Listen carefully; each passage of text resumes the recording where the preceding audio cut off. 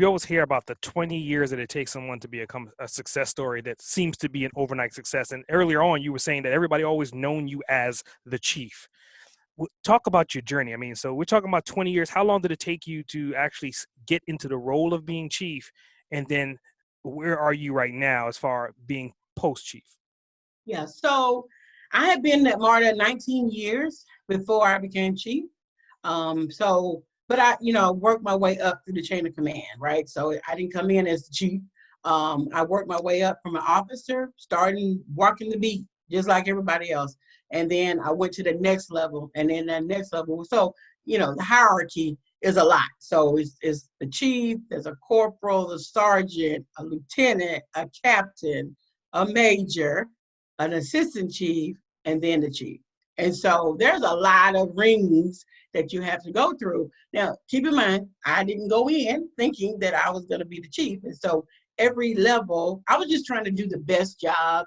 And I think that's what people should see or should think about, is that when you get a job, you should just be the best that you can be in whatever that role that you're currently, that space that you're in, right? And so that I was trying to learn, because I didn't know a lot about being a police officer. And so as a police officer, especially working for MARTA, they gave us a free pass, because you get a free pass to ride.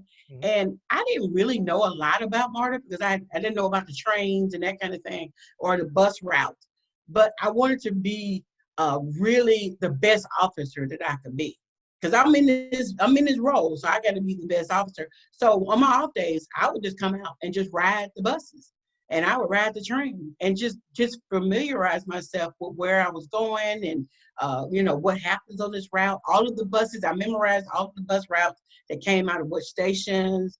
I knew two ways to get to every call, every station. Just because, and that's just me, that's my time, my own time. Nobody told me to do it, but I needed to be the best that I could be. And I didn't know a lot about it, but I was going to work harder than anybody to try to find out. And I think that's what people, think, oh, well, she got promoted because she was friends with somebody. No, I mean, I got promoted because I earned it, number one, but also I worked harder than anybody else to get it. And, I put in the work. And that's what people don't want to do. Some people don't want to do. You can't wait for a handout. You got to be willing to do what it takes. And so I was just always willing to do what it took to get there. If it was a training class, I would go and take some additional training classes, so I can put myself in a better position myself for that next promotion.